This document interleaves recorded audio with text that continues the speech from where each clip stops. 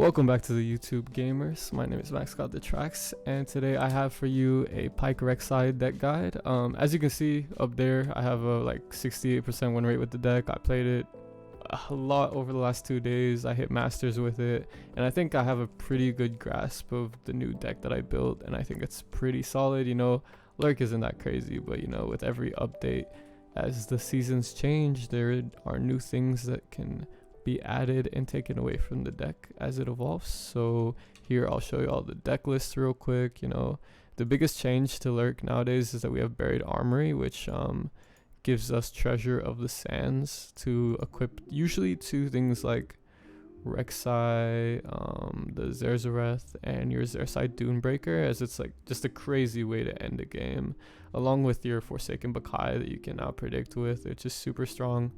It lets you predict on turn 1 for your pikes, your Rek'Sais. It's a lot more flexible with your Snapjaw Swarms on 3 if you want to play this on your opponent's turn. So super strong addition to the deck as well. And with both of those changes, I was like, I'm pretty sure I want to try LURK again, because I hadn't seen many people playing it. Other options that people are including in the deck are things like Firewraith, Reaper of the Sands, and I'm strongly considering this as well, but I'm just going to show you all the version that I used to hit masters, and then yeah, y'all can try out this card on your own if you think it's a strong inclusion as well. So moving over to the first game I want to show y'all, this is against a Gwen Katarina. You can see I'm mulliganing here. I decided to keep both the Buried in Armory and the Rek'Sai, even though I don't have anything like a 1-drop. And this seems like a risky choice, but I do play like 12 1-drops, so I'm not particularly stressed about it. I stand my Buried Armory on 1. And the reason I enjoy that mulligan is because I think it's really important to get an early Rek'Sai in this matchup, because, you know, Gwen Katarina is very explosive, so it just seems like a great way to, you know, get the edge on your opponent. So here I top deck a Hammer Snout. Unfortunately, I didn't get a 1-drop, but I'm not too upset about it. I just decided to challenge that, because the main thing with LURK is that we want to make sure we're getting our procs every turn, making all of our LURK units bigger and working towards our win condition that is just a huge Rek'Sai. Or like we saw there, I was lucky enough to get a Pike on the top deck. You can see Pike's face comes up, so I was super fortunate to get a Pike there without predicting it.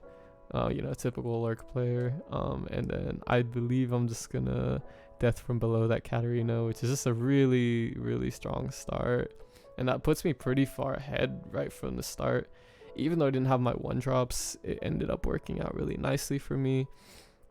You see they're gonna swing with their 2-2, and I'm pretty happy to block that, just because, you know, I don't really have much to do with this Pike, and clearing the 2-2 is gonna make sure I'm not taking damage every turn, which is a big concern when you play against this Gwen Katarina deck. And then I drop my Zersai Collar, decide I'm going to try to predict into another champion, and lo and behold, I get another champion. With 4 in my deck and like 30 something cards left, that was probably pretty lucky, but you know, again, typical LURK player. Here you see I got my second Pike. And the reason I didn't go for Rek'Sai is because the Rek'Sai strategy is a little more susceptible to things like the Sentry, the things that will stun Rek'Sai, and I already have the Rek'Sai level effectively with the Landmark, so I'm not too pressed about getting my lurkers to have more power at this point. I'm just controlling my opponent's board and trying to rush them down as quickly as possible. So here I'm thinking I'm probably going to Treasure Seeker and use my second Pike, and I believe that is what I end up doing. There they drop the House Spiders. I'm like, I could definitely just send the Pike on one of those. Unfortunately, because of the nerf that Riot put on Pike, it's not killing Gwen at this point. It's only doing 3 damage, so I'm just drop the Treasure Seeker instead, and I'm chilling. They decide to attack with the Spiderling and the Gwen, because they don't want to give me a good trade on the 2-2 Spider with my 2-1. I decide I'll Death from Below and kill the Spiderling, I believe, and that's, again, you know, just crazy. Really puts me super far ahead to have yet another Pike there. They glimpse beyond here, I believe. Yep. And then next turn I'm going to be able to develop my Rek'Sai with my equipment, and that's going to level her and pretty much put my opponent on a clock. You can see Rek'Sai's at 5, and all she has to do is get to 10 attack power to level up. So with the treasure, we're pretty much in good hands. Even if we miss LURK, we we still have the level. So yeah, the only thing they can do here is stun Rek'Sai, and it doesn't look like that's what they're gonna do, so I'm feeling pretty happy here. They drop a Fallen Reckoner. I'm like, cool. Don't really care about that at this point since I'm so far ahead. We're leveling Rek'Sai this turn, and then we swing with both Rek'Sai and Pyke. No reason to give them the 4-2 since we don't have a good trade, and we decide to attack with Pyke first because, you know, it's just good fundamentals to put the quick attack Pyke first in case, you know, somehow he would level. Obviously we're not at that point yet, but it's just good to remember to do that for the future because he can clear up the blockers for your overwhelm units. So they just block with Fallen Reckoner and the House Spiders. I'm like, cool, not too pressed about that. Get them down to 11, and it looks like this game is pretty much over. There's not really too much they could do. I mean, a harrowing this turn could be mildly scary, but I have plenty of blockers. They just drop a Boisterous Host, so I'm like, perfect, don't even have to deal with the harrowing. I drop a Sharkling to be another blocker. I'm like, does Gwen level this turn? I guess that's something to be worried about. They are going to heal a little bit more. They drop a second Katarina. I'm like, cool, I think this is a good time to just use Awakening Sands, because with those quick attack units, they're definitely going to want to farm the value out of them, so I might as well just block them with an ephemeral unit that I'm not going to be using anyways. And here I make a relatively heads up play, which is after they swing with Katarina and Gwen, I want to get my 1-drop spider down because we're just trying to go as wide as possible to make sure we end the game. But I don't want it to get killed by the Blade's Edge, obviously. So I drop my Hammer Snout first, and then they do something, and then I pass, and then I drop my 1-drop unit so that way I can get it in without avoiding the while avoiding the Blade's Edge. And also I want to give the vulnerable to the Boisterous Host because that way I can challenge it with Rek'Sai, and that'll be the 13 damage we need to end the game. So I believe what they do is kill Pyke because Pyke would level next turn, so they're just flock Pyke, and that lets me get down my Xerxai Hatchling. And I'm pretty much feeling like this game is unlosable at this point. I mean, unless they were going to double flock Rek'Sai, I don't see a way they were going to stop her because they don't run things like Vengeance. And yeah, that is exactly what we're going to see the next turn, I believe. Yeah, we just swing in with Rek'Sai. We're feeling good. So y'all can see the power of this deck already. I mean, the treasure of the sands is just insane. Like the caption says, something should stay buried. Also, I high rolled the hell out of those Pikes and got super lucky in the early game, so it just put me really far ahead. And that is the nice thing about LURK, is when you win a game, you really like you just feel like you're in control the whole time, and that's pretty much what happened. Like, it's an aggro deck and I didn't even run out of steam a little bit there. So moving on to the second game I have for y'all, it's against Maddie2Formeo, and this was actually my winning in into Masters. So he's playing a little Nami Nora, which is a new deck we've seen popularized by Cephalopod in the last couple of days since the expansion has released. It's got Shellfolk, it's got the Riptide Sermons, it's got all the power of Nami. It's a very reminiscent of the old Nami Zoe, which was obviously one of the staples of the meta during the Worlds era. So I mulligan my Pyke. You know, I'm going to want a lot of early aggression because that's really what wins you the game in this matchup. Their early game consists of Conchologist and Double Trouble, so I'm very happy to just try to develop some fearsome blockers, some fearsome attackers, and try to get their Nexus down really low because they can't deal with those particularly well, other than things like Pokestick. But we're gonna see that they don't end up having many of those, so they block with the Otterpuss, not a big deal. On turn 2, I'm probably looking to just Snapjaw and make those fearsome attackers a lot bigger. They're going to be like 3/3s by the time they attack, or maybe 4/1s. Not 3/3s, 4/1s, sorry. Or 3/1s? I can't count. Whatever. You're playing aggro, so you don't have to count. It's just your opponent has to do the math. That's the great thing. So I thought like another Snapjaw, but I decided to use the one on the left because, you know, you don't really want to reveal what your top decks are because they can be anything. Whereas if you play the cards that are already in your hand, it's like they may have a read on what those might be. So obviously once they drop Nora, that means they can't really block my Snapjaw, which is nice. I'm going to get a lot of value out of those attacks. And I decided it's probably prudent to start with the Treasure Seeker here, so I drop that. Maybe I can bait out a Pokestick, you know, just not want to reveal that I'm using those fearsome units until the very last moment. And they Double Trouble, and thankfully do not get a fearsome blocker, though they do get a Sandstone Charger, which is nice. You know, we both have those ephemeral spells locked in, and I swing with everything because I don't really want them to have blockers, especially with Nami leveling eventually. It's good to just clear their board as much as possible. Another thing to note is that I was mildly fortunate that Nora did not get anything from her portal immediately, and not even on this turn, I don't believe. So I'm just, you can see I'm hovering the Snapjaw Swarm, ready to slam that, put my opponent down to 4, or if they want to block it, they'll be at 10 and Noraless. And you see I get super lucky again and lurk that pike, so I'm feeling great. Yeah, that pike hit is obviously incredible because I'm going to be able to kill a Shellfolk, I could kill a Nami, I could just go wide and use it to go aggro. And my next turn, it looks like I already have planned out because I have the 2 mana for the Sandstone Charger banked, and then the 3-drop and the 2-drop lurk units. So I might win as early as next turn because it doesn't look like our opponent has much in terms of defense for those fearsome units. So I top deck the Death from Below, they get a portal and summon an Arena Bookie, no big deal. I'm happy here to just Xerxite Collar. At the worst, I'll just Xerxite Collar and then use Pike, and that seems just as good. And I predict into a Rek'Sai, which is amazing. You can see I'm getting really excited because I could tell that I'm pretty much locked into Advance to Masters after this game. They slam a Riptide Sermon. And in response, I'm going to want to clear the Fearsome blocker that generated, so I Death from Below the Tentacles here. And I'm super happy to just go wide and try to end the game. And I believe Maddie concedes before I get the chance to. So yeah, really, just clean gameplay. Pretty much exactly what you want when you play Lurk against this deck. It's just lots of early aggression. You see they heavy metal my Fearsome blocker there, and we just swing wide. And they see that we get the Rek'Sai, and I believe they're pretty much down to end the game. You see they Karma Popcorn there, and I do the Riven emote, ready to just tell them it's over. Get out of here. I don't want to see you eating popcorn. I want this game to be over.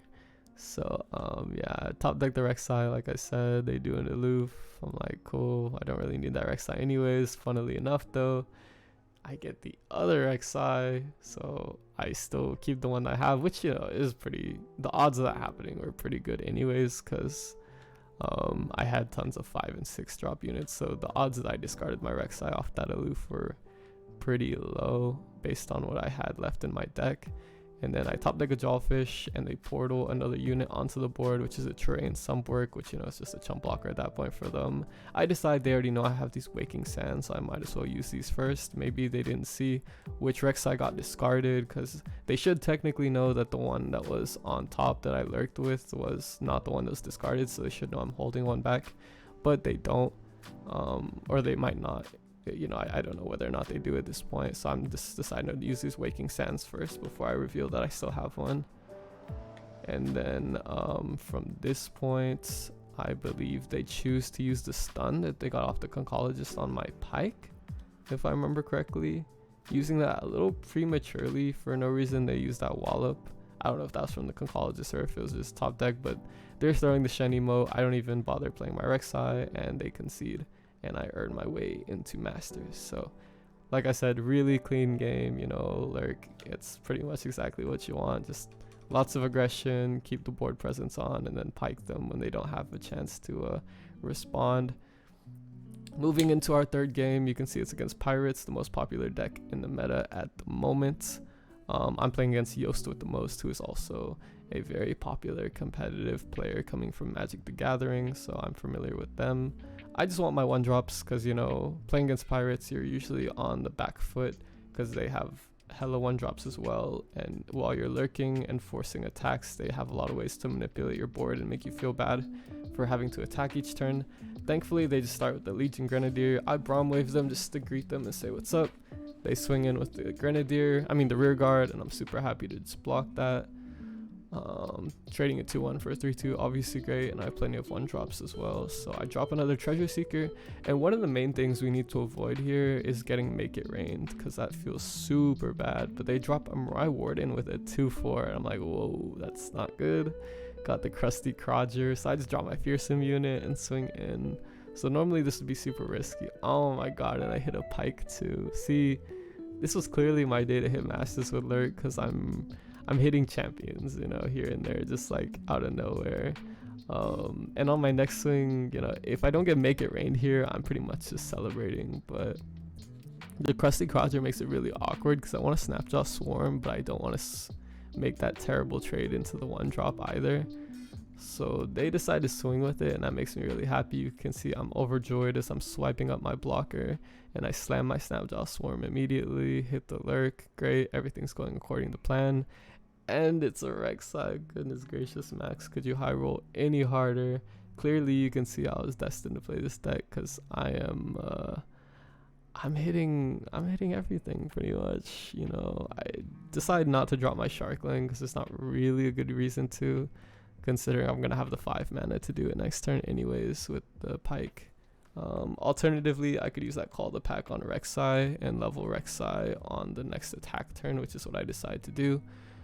Just swinging in with my Fearsome unit because I don't believe they have the Make It Rain at this point, so it represents another 6 damage that's going directly to their Nexus, opening up Rek'Sai to just finish the rest of it with her attack, which is wonderful. And they slam a,